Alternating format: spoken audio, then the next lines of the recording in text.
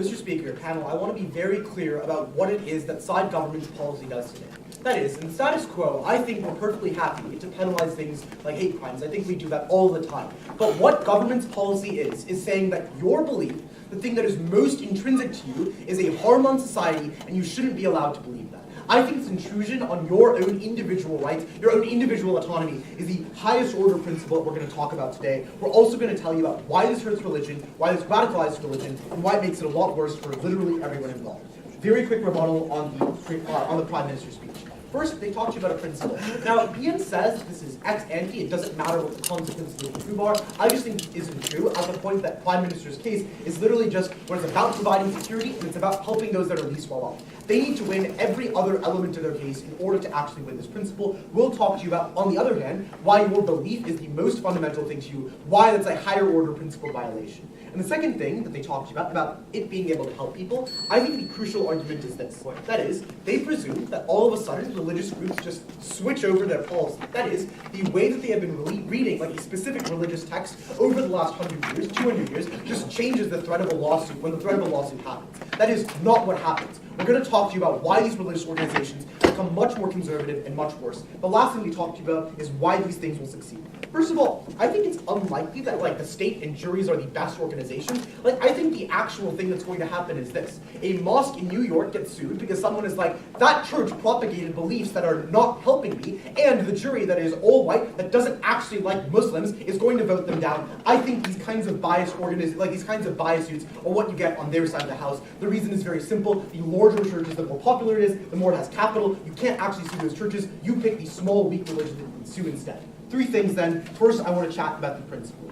Note, how important it is to have thoughts that are your own. That is, the thought is the most intrinsic thing to you. And I think for government to say that we're going to pick and choose ideas, what does it mean for an idea to be harmful? I think that notion is just so nebulous. What this does functionally is it punishes a group of people for what they think and not what they do. I think that is very, very distinct from the policy we pursue in the status quo. That is, the way that we think of policy is that we choose to penalize people that actively commit harms to individuals, not that just think you're a bad person necessarily. I'll take closing actually. Yes. So a belief might be inherited to you, but if that belief is women shouldn't have access to contraception, that belief is harmful. We'll say it to your face, and we don't care that it's inherent to your identity. Okay, so I'll talk about why even in the most harmful cases of belief, we still think there's a principle, and I'll talk about why you get much more of that on their side of the house. But very quickly, I want to be very clear about why this is specifically harmful that the government chooses to do these kinds of things with the jury.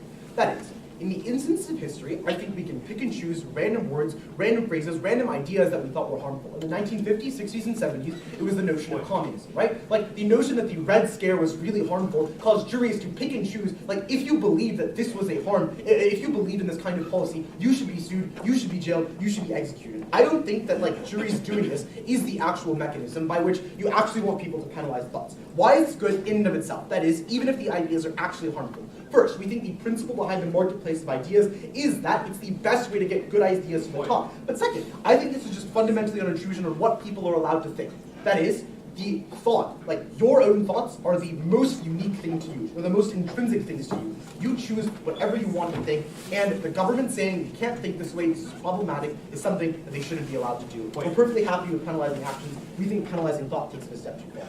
Two things remaining I want to talk about. First, the import of religion. I think religion is just genuinely important to people in society. That is, in status quo, we think people oftentimes lack meaning. They feel disconnected from the world. They need some outlet in order to get them better meaning, a stronger connection to the world, and we think that's religion. The comparative is that on their side of the house, religions start to censor themselves, and they become fundamentally worse off at the threat that you get lawsuits. Why is this?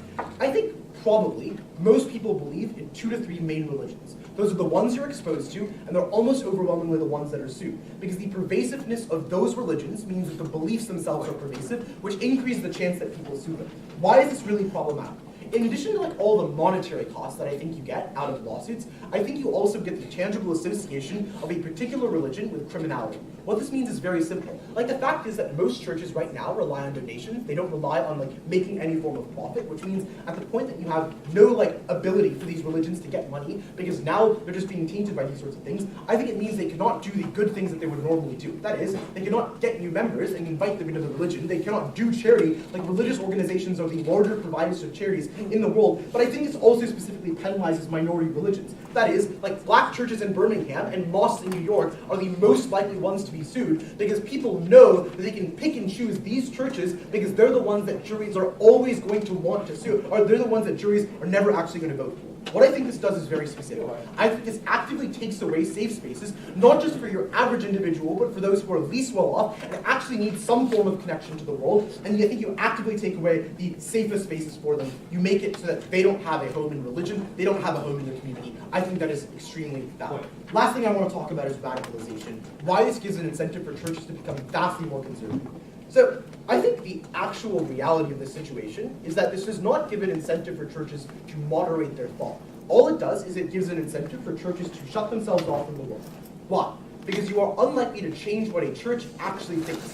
That is, if you have a religious leader that has been using the same text for the last decade that he's been a pastor, and is every single pastor before him had the same exact interpretation of their kind of religion, I think it's unlikely that you get that suddenly changed when the government is we're going to have lawsuits. What does this mean? I think churches are much more likely to shut themselves off, because anything they say, any thought they say in the public sphere is something that someone can say, well, we're going to sue you for that, because that kind of belief creates active harm. Two things and two problems this generates.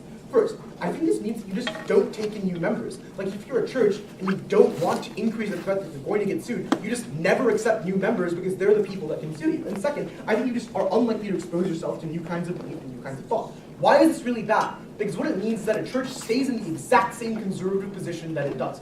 Here's what this means. It means that maybe these churches aren't going out and saying that you can't get contraception, but every single member of those churches still believes that, fervently believes that, and goes out to vote for it, which means their policies, their actual benefits never materialize. Crucially, the only solution comes on our side of the house. That is, the majority of churches that backed gay marriage in Ireland did so because they cited the trend of an increased number of gay people joining churches in Ireland. I think the only point at which you actually get change, actually get evolution of religion, is the point at which new people join the doctrine, and the doctrine evolves because you can actually see the effects that each individual person is having. The impacts of this are very clear. You intensify hate, and you make policy that much worse on their side. They want to help the people that are least well off. They never get that. Very proud of this.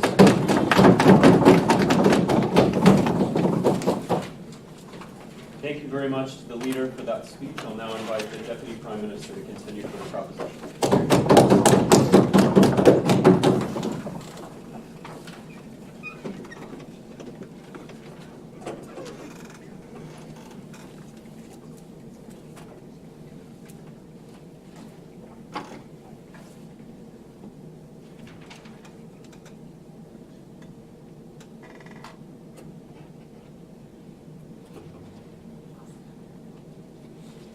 What Owen doesn't understand is that there is a distinction between you yourself believing something and you yourself propagating a belief to other individuals so that those other individuals can go on to harm other individuals in society. That's the distinction we draw from OG. We're very happy to defend this motion. Two questions in this debate. Firstly, does the state have an obligation to provide an opportunity for the most vulnerable individuals? Secondly, how does this policy or how does this motion impact communities, religion, and the people within them? So firstly, does the state have an obligation to provide an opportunity? What OO mainly contended on was the idea that people have a right to believe. Several points of responses. First of all, we would say that the right to believe in something does not necessarily extend to the right to harm other individuals. We would say that in those particular instances in which hate crime exists, yes, we could prosecute that. But the problem is, the point at which you only address individual cases, you can never change the community as a whole. The harm that the belief causes on general is something that is going to be propagated within the community if the only instances that you deal with are hate crimes and individual instances. Therefore, we would say that there's a necessity on behalf of the state to say that if you as an individual feel that your community as a whole is being harmed, including you yourself, then you have a right to sue that religion. We think that that is what creates a level of structural change or sparks a level of structural change. Secondly, we would say that it doesn't matter what you actually believe in, but religion actually belongs within a secular realm of society. Why is that the case? Because the things you believe in isn't something that you believe in only if you're at church or only if you're at a particular place. It is something that extends, and you carry your beliefs to other institutions of society to influence other individuals. And if there's a net harm, and if some other individual feels victimized as a result of that, regardless of whether they're going to win the court case or not, if someone feels victimized, there's an inherent right on behalf of that individual to seek redress. And the best way in which we do seek redress is court cases in the status quo. We think we allow individuals that very right that they have. But thirdly, we would say that when individuals go on to propagate belief, it is not simply you believing something, but you propagating a harmful ideology to other individuals. In many communities, this takes the form of oftentimes brainwashing these individuals and telling them that you have no other option. This is the only thing that's going to give you some mental comfort, and that's why you should come here. That's the form in which propagation of religion takes place, and it's very hard to address this if you only deal with the individual actions that these individuals take. The alternative principle we give you is that individuals have the necessity and the right to have an obligation,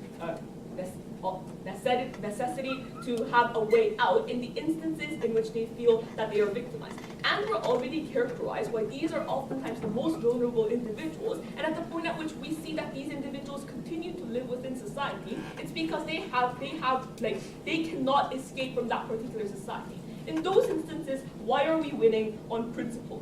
Firstly, we would say that it doesn't matter if they're going to win the court case or not. We would say that if an individual is optionless in a particular situation, and the religion has a significant higher power over these individuals, the state should absolutely be the mediator. Why is that the case? Because the religion still exists within the realm of secular society, and the state still has an obligation to protect these vulnerable individuals. Therefore, the vulnerable individuals should be able to bring these cases in court rather than being condemned to these societies that the state has actually failed to protect these individuals from. We think that the point at which these individuals feel that they are being harmed is the point at which the state has, to some level, failed in their duty to protect individuals, and individuals should be able to bring that up. And secondly, we would say that we protect the most vulnerable actors. Why is this particularly important? We would say that they contend that these are going to be majority religions, big religions, whatever. That means that these religions are going to be able to continue in they have some level of power that's going to exist regardless of what happens. But these individuals are oftentimes the individuals that have to have the most to be impacted as a result of this. They are the individuals who afford no other level of protection, and therefore the state would side with them rather than the religion that are so powerful. Yes. So considering that we're talking about individuals suing religious communities with more resources to them, my question to you is, what happens when this individual loses? We would say that first of all, there are other ways to help these individuals out. We think we very much support other secular groups bringing lawyers and funding these individuals. We think secular groups will be motivated to do that. If you're pro-choice, then these individuals are probably motivated to give funding to these individuals. Secondly, we also support class action suits. Thirdly, though, even in the instances in which they lose, we would say that the organizations that these individuals contacted during the court processes are still going to have the incentive to rescue these individuals. They're still going to have an incentive to reach out to these individuals. So that's the worst case scenario. Even if these individuals lose the court case, they can afford some level of protection in the sense that other organizations are able to reach out to them. Second question in this debate: how does this impact communities and religion? OO said that this limits the actions of religions. Firstly, we would say that just because you're being sued by an individual doesn't necessarily mean that you're going to cut down on things like charity, because the overall founding of the religion, the overall belief of religion, doesn't necessarily change for these individuals. Rather, what we do curb is two things. Firstly, we curb the very beliefs that propagate harm within society. We think if you curb some kind of religious belief that is harming other individuals, we think that's a good thing. OO never tells you why that's bad. But secondly, we would also say that even if you have less members of a particular religion as a result of this, if that means that less people are incentivized to believe in harmful ideology ideologies that will harm other individuals, we think that's a net benefit in the sense that communities have to work in a way in which they protect these other individuals. Finally, they said that this radicalizes religion. However, we would contend that that's not the case for two reasons. First of all, we would say that it sets a precedent that any other religion or any other church of any other community can look at and say that, oh, if we propagate these particular beliefs, chances are people might not be happy. We think that that sparks discussion, regardless of how that discussion turns out to be. But secondly, even if it radicalizes religion, we would say that yes, these religions can move out of the secular realm of society, so long as these religions are no longer trying to harm other individuals or propagating their ideologies to other individuals within that society. We think that's a net benefit. Very proud to propose.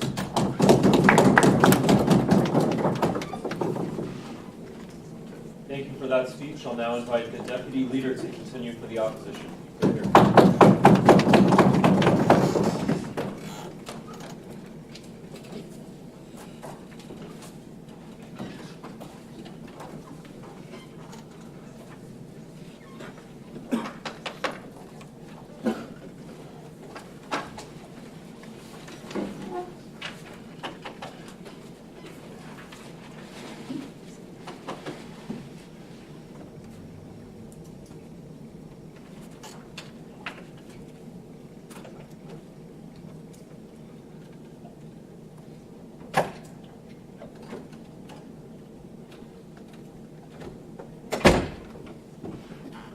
The assumption behind the Thai government's case is extremely dangerous. Firstly, it assumes that religion cannot provide security to people. This is necessarily a trade-off between achieving security versus being harmed. But secondarily, we think this broader question of whether a harmful speech or a harmful thought is something that is so important that it should be given an enormous amount of recourse and have the potential to put entire communities that come together at risk is really dangerous. Why? Two reasons. Firstly, they don't actually show you why the speech itself is so harmful. We told you if that speech is something that causes any type of physical harm, then that is something that can already be sued in the status quo. If it encourages someone to commit a hate crime, that's happening on either side of the house. The only thing that happens now is that literally saying things that could cause some sort of psychological harm, as they talk about, as they say is so bad, is something that can be sued. Why is that really dangerous? Two reasons. Firstly, note there's a very big difference between something being harmful and something being untrue. It's very possible to believe things that are true that are also harmful. For example, let's say someone was eating 10 hamburgers. It'd probably be harmful to be like, yo, you're going to feel really sick tomorrow morning. That'd probably not make them feel so good and have some psychological harm at the moment, but it's also true. The problem is that these religions believe the things that they are saying, and the idea of these things being harmful doesn't mean that the things that they are saying are not things that are consistent with their religions or things that they're allowed to believe. I think it's really dangerous for society to clamp down on true thought or thought that could be reasonably construed as true just because it causes harm at the time. The other problem with it is it's literally based on what juries believe in the moment. So that means that literally based on what the composition of the jury is, what they think is harmful, not what they think is objectively true, that is how they make these decisions. That's really dangerous because look, proving harm is a lot different from proving that someone broke an explicit law that exists, right? It's always a subjective decision. If there's no physical harm that is being created, that means that one, you're really likely to incur jury biases. What do juries actually look like? They're not juries that are protecting minority members. In the vast majority of society, when you have a jury that's made up of your peers, or a jury that's made up of people that represent the people in society, you're probably going to have juries that are not going to represent the most vulnerable beliefs in that society. This is things like juries never convicting murderers of black people. I just don't think that it's plausible that all these minority groups that I think are going to be so protected are actually going to be voted on. But also, on this idea that this will be, even if these things are successful, I think the principle behind this is incredibly inconsistent with the system. Because, again, the principle that they give you is not actually a principle. It requires them winning secure. They have to win that they're more secure for them to actually, win this principle. What we are saying is the idea that you can sue speech is, of religion is, horrible to the fabric of how people have beliefs and how they get freedom in society. I'll take closing before I go to The United States is the only country in the world that uses juries substantially. If that is your mechanism for why this won't work, what about every other country? Sure, so I still think the arbiter in those situations is probably likely to be biased by things that the majority believes, right? It's probably more likely to be vulnerable. I also think that the more closed off these trials are and the less open they are to the public, it's even less likely that they're able to have scrutiny or that sort of thing. Okay, so two things now. What do these trials actually look like, and what kind of recourse do individuals actually get? And then what happens to religion, which we think is the most important thing in this round. But firstly, on the idea of what happens when these people sue. Firstly, note that it's not this really easy process for this individual to sue. They're probably going to get death threats and probably going to be treated really horribly by the media and probably have to suffer through all of these negative things. Even if they're able to sue for that, know that you have to put yourself through that additional trauma, even if you're able to get recourse later. We think this process and the fact that trials have to be public and have to be decided upon by other people means that you're always going to have an earthing of evidence and stuff to prove the substantive harm that's not necessarily good for the person. What's the impact of this in the round? It means that them saying that even the process of this is something that gives benefit is completely untrue, because there's plenty of psychological harm that can happen on either side. So the only thing that matters really is the religion point. But then on the idea of what actually happens in the trial.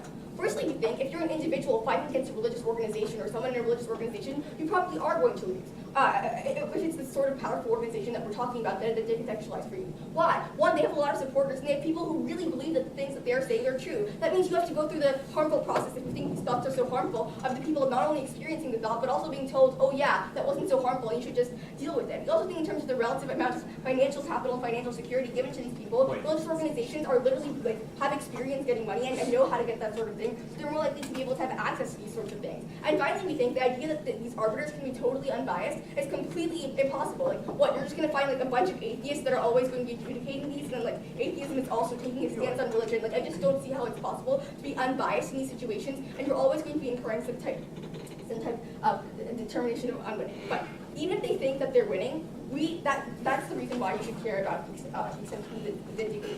So, what does he tell you? Firstly, he tells you that religion is incredibly important in society. We're willing to say religion is really an amazing thing for society. Why? We told you, one, the context that we live in is where people feel like there's not a lot of purpose to their lives. They feel like their lives lack meaning, and often religion is the only way that they're able to get that. For me, that's how religion functions in my life. So I think it's important for people to be able to have access to religion, especially when often material alternatives don't do them any good. What's the danger? If you think that a religion is spreading any belief that could be harmful, even if they think those things are true, it's something that can be sued or could be scrutinized or have all this media stuff going on with you, it creates really negative incentives for religions to be able to propagate themselves, right? Because the beliefs that they're propagating are suddenly under threat. It means things like your donations not being able to be renewed because suddenly you're associated with criminality, and that's really, really dangerous for donors. They're probably not likely to support you. It probably is not good for them if these things are public. It also means it's less likely for people to want to join because they associate it with something on a superficial level, when really the deeper meaning behind religion is important.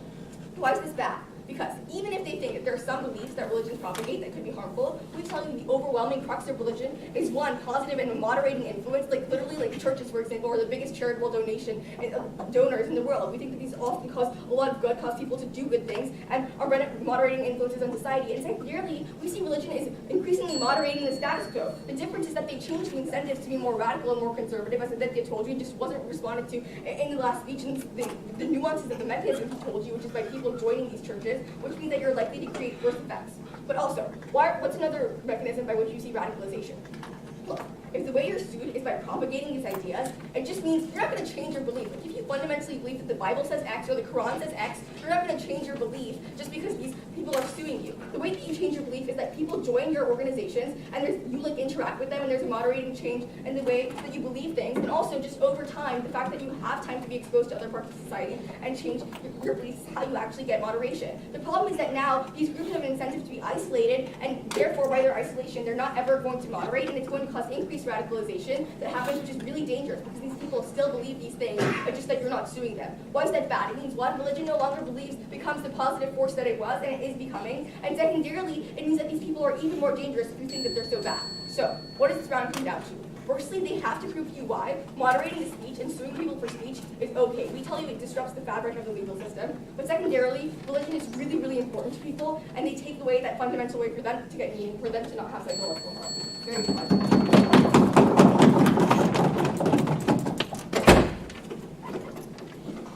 Great, thank you to the deputy for that speech. I'll now invite the member of government to extend for the proposition.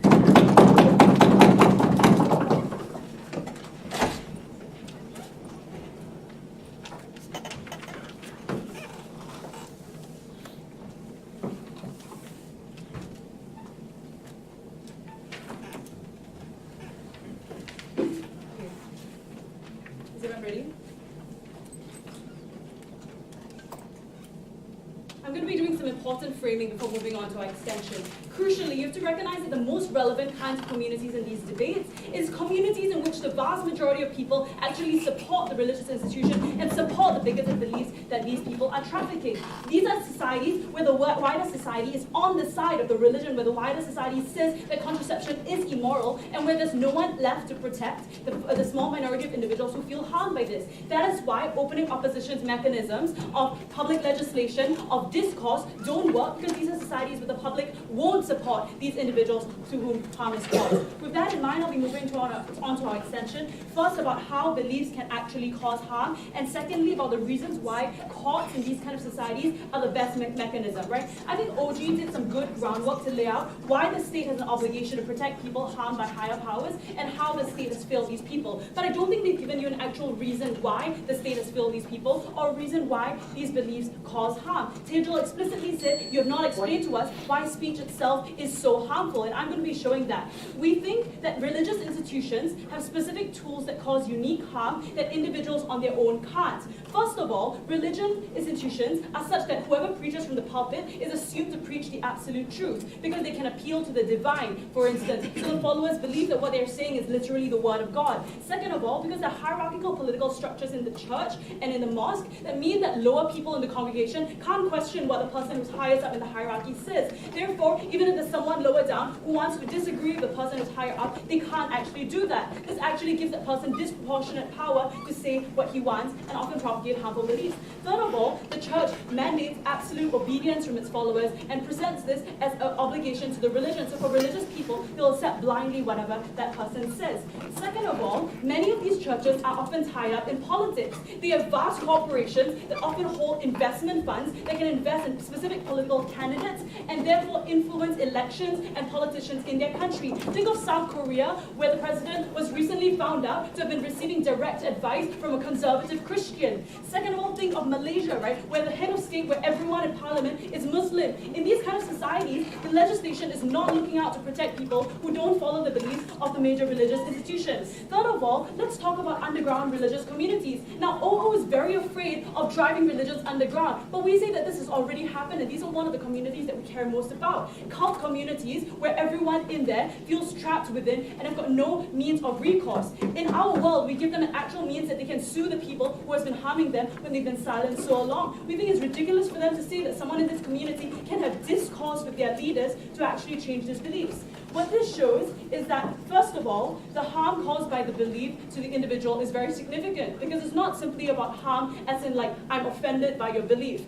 It's harm in a very tangible way. It's harm that can influence policy. It's harm that can incite direct violence to the individual. Therefore, OO has been missing the boat when they've been saying that it's more important to respect the belief because any kind of offense that's caused to you is not as great as my right to say what I want to. But they've missed that this debate is only about cases in which the harm is so significant that it actually affects the individual. Second of all, this also shows why we can't default to hate speech laws, which is their primary alternative on their side. Because hate speech sues individuals, but our policy sues institutions. We think that there are reasons why the institution is responsible, not just the specific individual who said it. It might just be one priest who is saying that contraception is sinful and that women should never ever use it, causing hundreds of teenage women to then become pregnant when they realize that when they don't use contraception, right? Rather, the entire congregation then spreads the message of this priest by handing out pamphlets, by holding sexual education classes that continue to propagate these beliefs. That's why it's not enough to just sue the one individual who said the specific thing that harmed that person. And you have to sue the entire institution because the entire institution is responsible.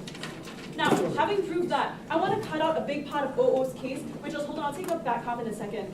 I'm taking a big part of OO's case, which is about why weak, downtrodden religious minorities aren't the institutions that will be successfully sued on our side. And this is a crucial response that OG missed, but before that, yes, closing. Yes, at this point in the debate, the only harm that government has substantiated is a lack of access to contraceptives. How does this outweigh the communal harms that we are going to bring you versus the individual harm that you state? I don't know what communal harms you're talking about. We've told you about how majorities in these countries often have their rights vastly respected already because public institutions support rights of Muslims to, do all of these things, because these are often Muslim majority countries or Catholic majority countries. Therefore, the greater harm is to the minorities who don't have such institutions to watch out for them, and that's why it's the only mode of recourse for them. Now, about why minorities aren't actually the ones that we sued on our side, why it's not the mosque in New York that we should be worried about. Because courts have such things as burdens of proof, right? They have to prove that it caused these individuals significant harm. As I've told you, Lisa, it's more than just offense. It's about how this propagation of belief actually caused changes in government policy that harm a specific individual. Minorities don't have the ability to do this to the majority non-Muslim, often white population in Western countries, so they can't actually be successfully sued on our side of the house. But if it is indeed minority communities in majority religion countries, right, that are being sued, and they're doing this to their own people, we're perfectly fine with suing them, even if they're a minority, because if they're causing harm to their ethnic enclave, that's a harm that we're willing to sue them for. Refer to what I was talking to you about earlier. Lastly, they talk about how, they fear, OO talks about this huge harm, about how they fear these people will be driven underground and do worse things to their followers. Well, first of all, we can sue them for that as well, right? For our side, the only glimmer of hope that these followers have in underground communities is that they can sue their religious leaders, seeing as they can't confront them in any other way. And this happens on your side already, as I've told you, right? That cult religions exist in status quo. Now, moving on to our last area, I think OG told us about how courts are least likely to be biased and therefore the best mechanism, but didn't give us reasons why, right? We think in courts and conservative societies are the only institution that is untouched by religion. Why? First of all, politicians and legislative changes in these kind of societies are not possible because politicians are often religious themselves or they're dependent to the religious majority. For instance, your side wants to support hate speech laws, but you have to realize that hate speech laws aren't enough, right? You have to determine exactly what hate speech is. The problem is that in majority Catholic countries, politicians don't think that telling women contraception is sinful is considered causing harm. The only institution that will consider this causing harm is the impartial courts. Now, second of all, courts are also impartial because they are appointed judges rather than elected. So they say you don't know if every judge will be an atheist, but at least we know that every judge is not guaranteed to be a religious conservative. On your side, every politician is more or less guaranteed to be a religious conservative, seeing as these are majority religion countries. Now, even in the most conservative countries, that's why courts remain the most impartial. Ultimately, Tej also gave this argument about how trials will be closed off so there's no scrutiny. We think that's a good thing because public scrutiny means that courts become less impartial, less willing to give mercy to the person who's been downtrodden by society. We're very proud to oppose.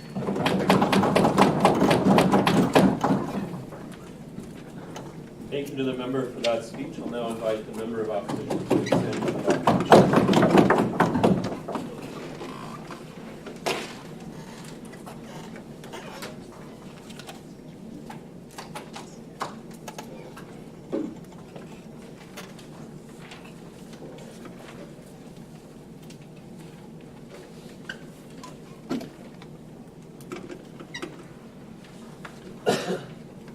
fairly disappointing that the only conception of what this actually looked like that we've gotten is a Western conception of individuals not having access to contraceptives. I'm going to start off with a little bit of stakeholder analysis and what this debate is actually about and what we think this is likely to look like. So first, the stakeholder analysis with people that we think are important are first the religious institutions, second the state, third the individuals who are choosing to sue the state. 5 points under this. So first, we think that the goal that the individuals are going to be having is likely to be to deplete the resources of the religious institutions. We think that this looks like in instances or states where the majority of there is one dominant religion and there are other minority religions where the majority religion is actively attacking the minority religion. Note importantly on this is that they don't have to actually win the case that OO talked about. We think that all they have to do is deplete the resources, continually bringing suits against them. We think secondly that one of two things will happen. Either one, the individual will lack enough money to win. Note that we're talking about instances where they can prove extreme harm. That means that they're oftentimes being persecuted, attacked, and they're not well off within the situation. That means that two, as OG pointed out, when Shahid asked the question, other institutions are likely going to be funding these individuals. What that means is that this is now an organization actively attacking a religious institution via individuals. They're funding individuals, giving them money so that they can actively and continuously be suing these organizations. Thirdly, due to the motion's explicit statement of significant harm, that means that those attempting to sue are extremely vulnerable. That means that they're easier to be attacked within status quo by the religious institution, by the state, by individuals who believe the religious doctrines. Fourth, and finally, we think that either religious institutions, so one of two things will happen. Religious institutions with large amounts of money and resources will continue to just say whatever the fuck they want because they know that they can bear being sued by individuals. Second, religious institutions that are too small to be able to say whatever they want and continuously fight these suits will have to either stop preaching, which harms communities, as I'll talk about later on, or two, they'll just like disappear because their resources are depleted. So let's start by talking a little bit about what we got out of opening government that still stands. They had this like main principle analysis that people deserve a better way within society and that it doesn't matter if they win the case. Two things on this. We think that, and like the principal idea of this was that like your right to safety overrides your right to freedom of expression, and at the individual level. Two things. If we can prove, as Shahid pointed out, that people being able to sue is going to harm the community more than it harms the individual, then we win the principal level of today's debate. Two, so we think that the communal harm that occurs when individuals are able to continuously sue religious institutions is going to outweigh the individual harm of somebody being persecuted within society. I'll talk about that in my second point. So let's talk about, actually, no, back half. Okay. So they had 2 points I thought were somewhat important. First, they talked about how like they can sue at the individual level and how this is going to be beneficial. Right, this is like the division of like an individual preaching something and then the people using that and using extreme rhetoric within that. We think that the church is not responsible for its members or other people within society taking the relatively moderate things that they say and using them to enact violence against individuals. However, within court systems, all they have to do is draw a link to this person said X and this person did Y. Therefore, this religious institution ought to be sued and ought to be like, as per OG's model, like lose money and or be disbanded entirely. Second, they talked about how like minority religions don't get shut out, I think. So yeah, once again, this is coming from like a purely Western mindset where it's like there's this clear separation between the church and the state, where there's like a majority of religious institutions that exist, and they oftentimes are at odds with one another. We think that it's more likely that this occurs in countries where the religious institution has a large hold and large control of the state government, and therefore they're able to use that in order to attack the religious institutions that they disagree with. So let's talk about the role that churches have within society. So we think that religious institutions and communities play a key role to benefit society. Three things under this. First, they provide a place of refuge for those who are outcast by society. So that oftentimes looks like people who are being persecuted, if not by religious institutions, but by the state. The church provides a refuge for people that are unwanted within general society. Second, they provide a better, or like hope for a better world, because this is through things like prayer, salvation, and like uplifting ideologies. Third, and most importantly, the tangible services that they provide. They provide clinics and healthcare. They provide school supplies. They provide shelters. They provide food. We think that the worst instance in this debate is where these church institutions disappear or are no longer able to advocate as much as what they want to, and they're no longer able to provide these social goods. We think that second point under this, that the state oftentimes relies on the church in order to do things that the state isn't doing. That's why in the United States, for example, they're nonprofit organizations and they're able to be exempt from certain things because they're doing goods and services that the state isn't doing. In the absence of the church existing or them being able to do everything that they want to do, the state is going to either have to do these or these people are just going to suffer within society. Third and final point under this. Religious institutions are oftentimes a necessary part of society. In instances where there is a separation, they provide a sort of counterbalance to the state at the very least. They allow for this different narrative that the state is not this one hegemon that has absolute control. They provide a refuge for individuals to come to when the state is persecuting them. We think that in many of these instances, there are instances where, like, based on ethnic grounds, the state is persecuting minorities within that country, and that these religious institutions oftentimes are more welcoming of these people back at. We told you how individuals may say something harmful, but the church is the one that's responsible for propagating the belief and making it into policy and reality. Can you tell me again why you don't want to hold the church responsible? The state is not advocating for policies. They're saying our religious text says X. People are then saying because religious text says X, I'm going to go attack these individuals. The state is not saying you should be attacking these individuals. OO already dealt with, if they are doing that, they can be sued in the status quo. Let's talk about the church and the state and like what instances we think this is likely to occur. So we think that in instances where the state is mainly controlled by religious institutions, they will firstly be immune from any of the consequences that government bench wants, because they will always have control over this, the court system. They will always be able to control the outcomes of these decisions. Two, people will be even afraid to bring these court cases up in the very first place. Now let's talk about instances where they are separate. First, this provides for a legal way for the state to to gain leverage over religious communities. You recognize that there's oftentimes a tension between the church and the state where they're sort of vying for more power.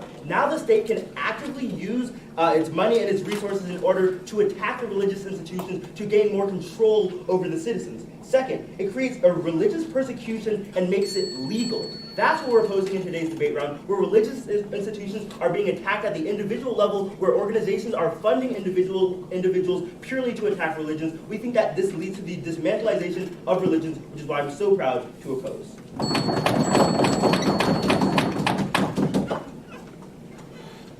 Thank you to the member for that speech. I'll now invite the government whip to close for the proposition. Here, here.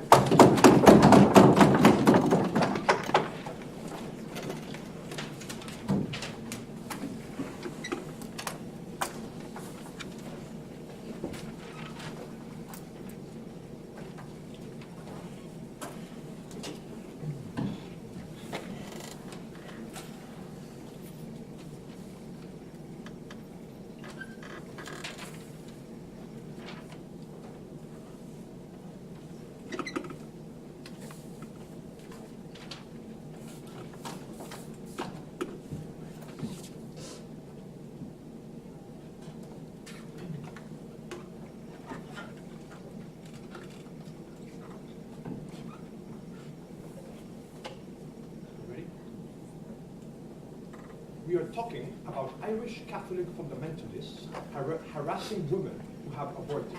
We are talking about LGBT people in Tennessee forced into conversion therapy. We are talking about imams in Malaysia influencing husbands into forcing their wives to stay at home. Here are your examples, dear closing opposition. One bit of extraneous rebuttal. They talk about theocratic states where all the institutions of the state are under the control of a religion. We say, firstly, this is not the place where this round takes place, largely because, prior to the tournament starting, we had a CA briefing where it's we assume reasonably functioning democracies, which seems like a reasonable place for this debate to take place, right? Because you need court structures. But the second thing we say is, if all institutions of the state are in the hands of a church, they already do whatever they want to do to oppress minority churches. So there's no comparative in terms of how this is harmful. With that big part of their extension taken just out of the debate, let's move on to the two most important clarification points for this round. Firstly, what is the nature of discourse and influence? Secondly, what are the effects of this policy on individuals? What are the effectiveness of these courts? No thanks. So, first idea to tackle. We already have hate crime laws, so these people can already sue. So the main response here that I think just stands in this debate is that the difference we provide is that we can sue institutions that have, for systematic reasons, propagated these beliefs to an extent that surpasses the individual. But the second thing we say here is that the types of lawsuits that we bring can actually bring substantial monetary reparations to the people that have been harmed, while hate speech laws usually only involve prosecution, sending people to some sort of criminal punishment. That's a difference that we bring. So, what are the specific reasons why religious institutions should particularly be held accountable? 5 reasons Colin gives you that still stand. Firstly, preachers can appeal to the divine. Secondly, hierarchical structures make it hard to question what people above you say. 3, religious institutions often preach as if they mandate absolute obedience. 4th, they are oftentimes tied up in politics in powerful ways. Just because it's a majority religious country doesn't mean it's a theocratic state, but large churches can still have influence. And 5, you have underground secretive religions and cults which already exist in the status quo. We heard no response to these mechanisms. The only thing that was actually said is, look, churches can sometimes say things, it's unclear why people are going to be influenced. We say, saying things with all of these powerful structures makes it pretty likely that it happens. But in any case, we think that increasing the probability that it happens is already a substantial harm, which is kind of the reason that opening opposition already supports prosecution and inciting violence through speech. This doesn't make it certain that violence will occur, it just increases the probability. So if they say it's okay to sue in these instances, what's the difference between what they're actually opposing? Now, the last response that closing opposition ultimately gives us is, look, churches can say something moderate, and then people can end up committing extreme acts. How is this the fault of the church? We say, if you can prove there's a burden of proof, right? So if what the church says was moderate and what people did was disproportionate to the nature of that discourse, then the church doesn't have to pay off, right? So no harm on their side. Yeah. So your unbiased judges that you say are appointed by these governments, most of them that have a religious majority, won't they also hold religious bias, and only the minority religions are the vulnerable groups? Okay, so I'm going to talk about this when I get to the second flashpoint of the effectiveness. Actually, I'm going to get to that flashpoint right now, so let's talk about that. So a few points here. So the first thing to note is that, look, this debate is comparative, right? We don't have to show you that legal institutions are absolutely perfect. We just have to show you that they are insulated from majority social trends to a degree that is significant or that creates a comparative benefit. So why is this likely to happen? Firstly, because religious institutions have standards. That is, you are a judge and you are interested in generally having a good reputation. We have things like burdens of proof.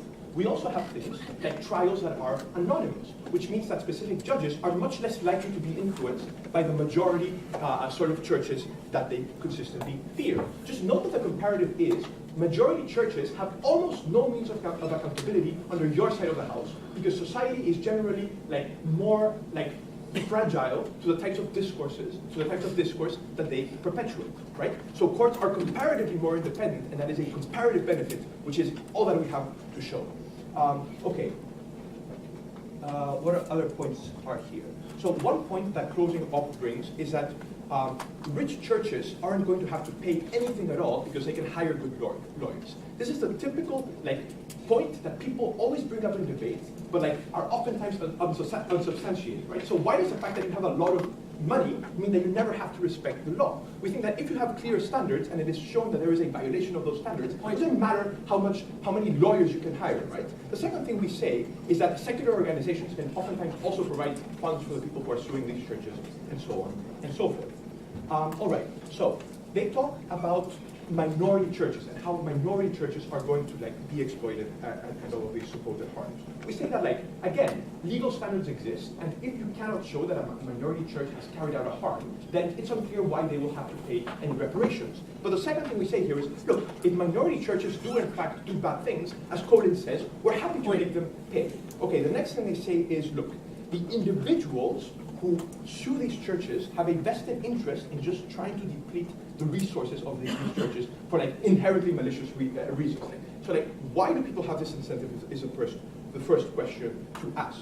But the second response, and this is very important, if churches are afraid of losing funds because they're afraid of getting sued, then they are less likely to say generally extremist and disturbing things that are likely to harm people. We think that this is an unambiguously good outcome. So if you're telling me, look, churches are afraid of losing resources, what that means is they moderate their discourse. Insofar as we all fear extremist discourse, this is a necessarily good outcome that flows to closing government. The last thing they say is, look, churches often provide charity and so on. We say that if the entity that wronged you does charity, you still deserve to be paid. Also, the most extreme churches oftentimes provide the worst types of charity, like sexual education, and isn't actually any form of education. Okay, the last idea that was repeated throughout the opposition bench is going to trial is hard for the person that goes to trial. This is firstly an argument against the entire judicial system, but what we also say is let the person choose whether they want to take the harm. Don't be paternalistic and assume that the harm is more significant to the benefit. They are the ones who should make that choice. Okay, so what have we proven in this debate? Firstly, that the nature of speech and church and religious organizations make this policy legitimate. But more importantly, courts are the best institution at making sure that extremist discourse in all types of churches, whether they are very secretive or very public, whether they are the majority or minority, courts are the best system to make sure people aren't harmed. This is an unambiguously good outcome that flows to CG. Proud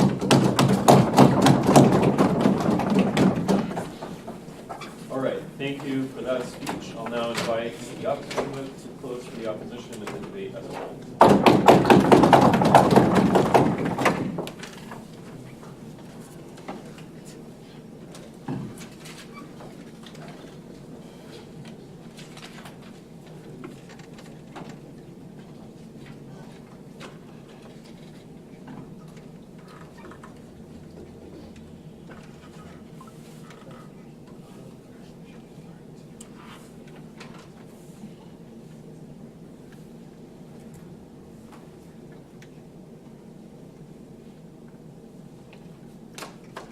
problem with the government bench is that they're vague. They're vague and ambiguous right until the very end. The fact that we don't get any substantive harms from the entire government bench until the Gov Whip shows you that they had no conception of what significant harm means in these cases. They had no conception of how individuals in this court process are going to draw a link between propagating a belief, for instance, that perhaps abortion is not good, and the fact that someone is significantly harmed in the secular realm. They've also never proved on their side of the house that these beliefs that are propagated by religions are somehow unique to secular beliefs, that somehow people in secular societies don't believe that homosexuality is wrong and don't believe that abortion is killing your child.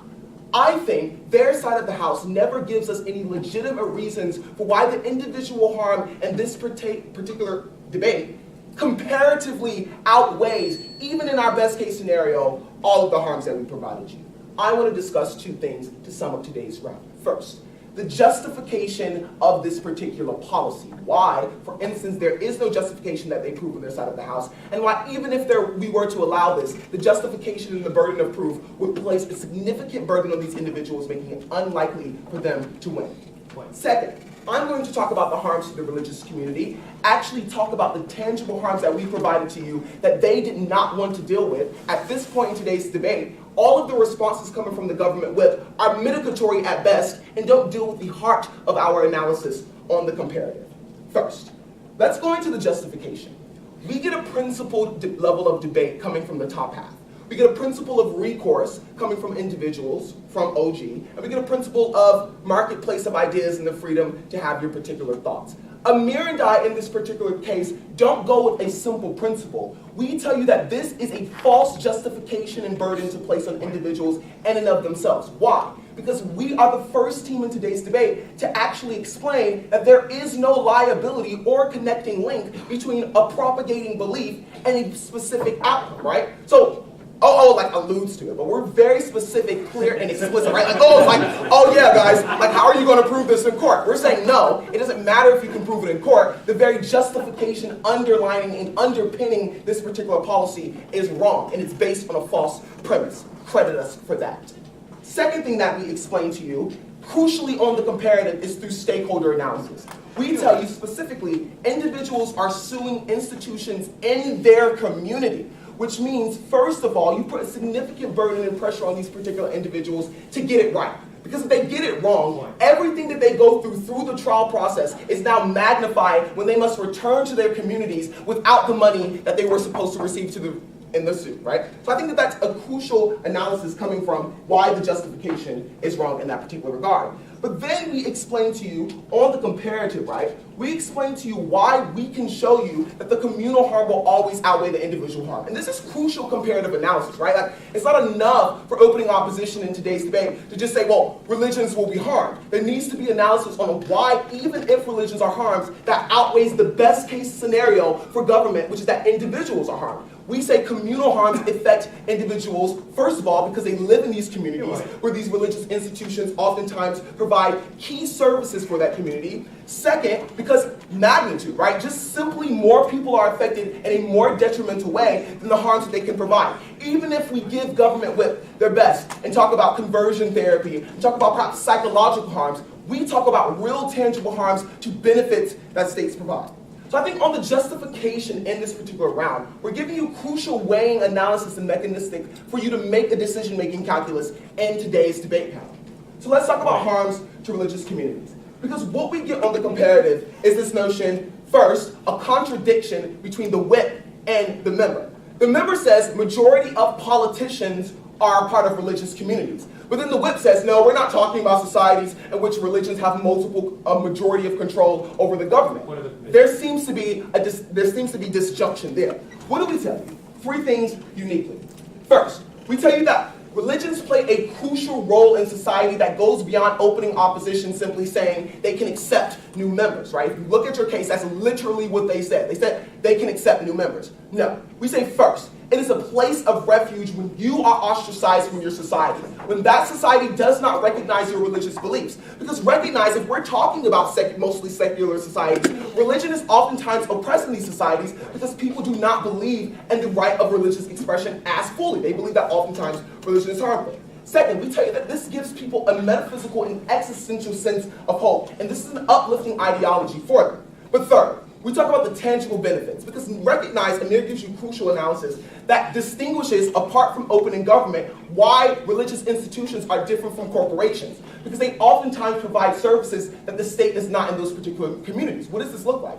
We talk to you about healthcare. We talk to you about, for instance, offering a necessary part of society as a counterbalance to the state. We also talk about things such as providing services for individuals, such as clinics that are crucially important. Also providing, for instance, financial and food services for individuals in local communities where they don't have that significant access to economic prosperity. They don't weigh this on the comparative. They're just like, well, it doesn't matter because they're still going to have the money, right? At this point in the debate, I think that that's rather mitigatory and defensive at best. Anybody? Okay. For young women who can't access abortion clinics because of death threats, don't just say they'll lose in court. How do you actually help them on your side? I think we help them by providing them a community in which they won't be further ostracized and isolated on your side of the house. Because you say, well, on our side of the house in the comparative, people can leave their communities. But what does that look like? Where do they go, right? These are communities that they've grown up in, that they've lived their entire lives in. How do you isolate them from that? Second, we talk to you about areas in which minority religions, for example, cannot take on the burden of this. We tell you that the separation between the church and the state allows for churches to continue their religious expression away from the domination of the state. But also we tell you how institutions, outside organizations, if they fund these particular cases, will use this as a leverage over minority communities to persecute those religious ideas. That's crucially important, right? Because it's not that religious people stop preaching, it's that the very funds and the resources that they have to provide to communities goes away. We think that harm is very significant in terms of the quality of life that religious institutions oftentimes provide. The last thing to note on this is that people oftentimes in societies go to their religious institutions as a way to counterbalance the persecution or the ideological hegemony of the state. At this point in today's debate, we show you on the comparative why religious institutions in those communities matter more even than the best case scenario of individual harm, why there is no justification to this policy. I'm proud to